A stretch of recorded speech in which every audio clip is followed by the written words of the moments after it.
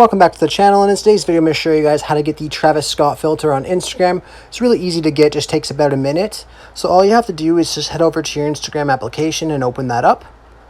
Once you're on Instagram, you just want to click on the little search tab at the bottom and just go over to the search bar and you want to search this account called Blend Mod. So Blend Mod with no space, search for that account. And then you just want to click on the first account that shows up. Once you're on that, you just click on the filters, scroll down on the filters, and you'll see the Travis Scott filter. So you just go ahead and click on that. And you'll see here that you have options to either try it or to save it. So all you have to do is just click on the save button. And then you'll be able to save it to your camera roll and be able to use it whenever you want to use that filter. I really hope I was able to help you guys out with getting this filter. If it was helpful, be sure to leave a like on the video and subscribe for more. Thanks for watching.